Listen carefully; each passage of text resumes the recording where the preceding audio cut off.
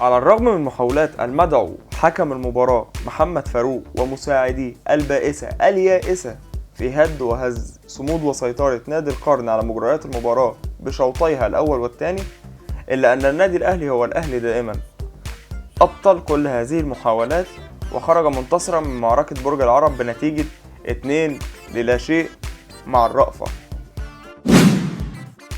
مارتن يول بدأ اللقاء بوحش أفريقيا في حراسة المرمى، أحمد فتحي باك يمين، أسدين قصر النيل مدافعين، صبري رحيل باك شمال، في نص الملعب الكابيتانو والمسمار، قدامهم مستر أسيست، على يمينه المق زكريا وعلى شماله رمضان صبحي، تحت مهاجم وحيد عمرو جمال. كعادة مبارياتنا مع إنبي بيدخل الماتش مش خايف وفاتح خطوطه كلها، وده بيخلي فيه حرية للاعبتنا إنها تلعب كرة كويسة وتوصل لمنطقة جزاء إنبي بسهولة، وفي نفس الوقت إنبي بتحاول إن هي توصل وتهدف علينا عن طريق هجمات شبه منظمة أو مرتدات، وده حقهم، ولولا التنظيم الدفاعي ورجولة الديفندرات بتوعنا كان زمانهم شكلوا خطورة علينا. وده يخليني أقول لإنبي معلش، حظ سعيد المرة القادمة، ابقوا تعالوا كل يوم.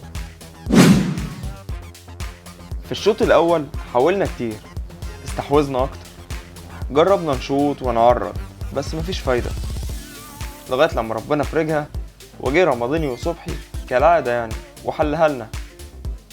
تمريرة سحرية من كابيتان الكرة المصرية حسام غالي، ومهارة جهنمية من رمضان صبحي يعدي من الأول ويجي على التاني، فيروح مضطر المدافع إنه يكعبله علشان ناخد ضربة جزاء صحيحة 100% ونتقدم بيها 1-0 بعد ما عبد الله السعيد وقع قلبنا وهو بينفذها.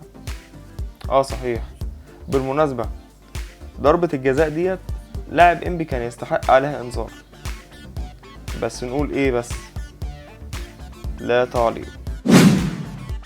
يبدأ الشوط الثاني بكارثة المدعو حكم محمد فاروق بطرد رمضان لسبب غير معلوم.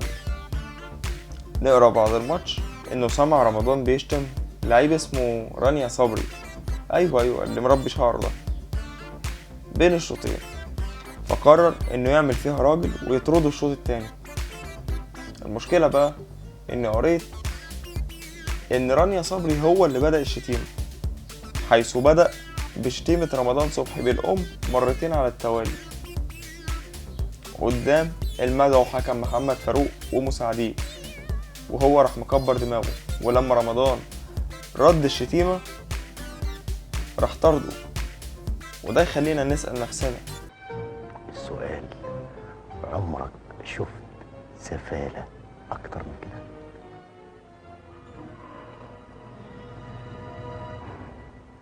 بصراحة لا يا فندم. أيوه، دي الإجابة الصح.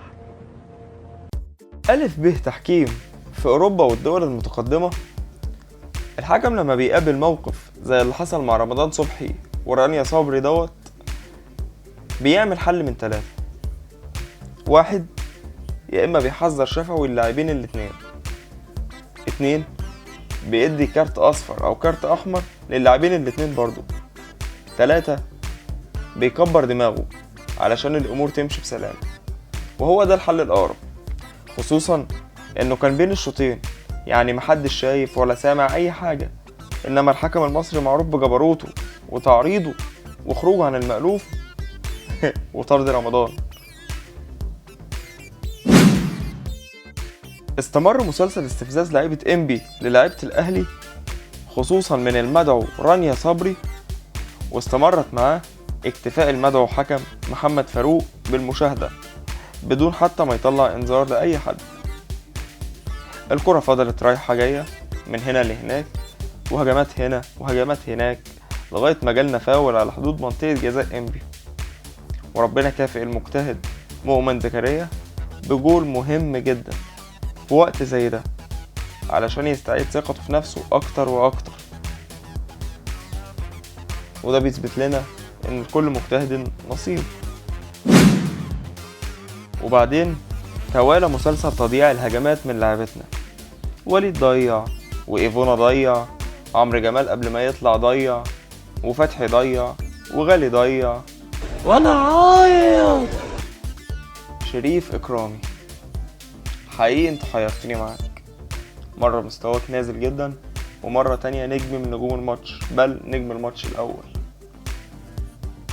احنا كجمهور الأهلي يعني دايما بنقسى عليك لأننا عارفين قدراتك كويس، وعارفين إنك وحش ابن وحش، وعشان كده بنحب نستفزك علشان نطلع أحسن ما فيك.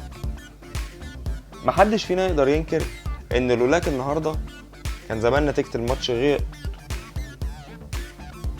وكان زمانها اتشقلبت.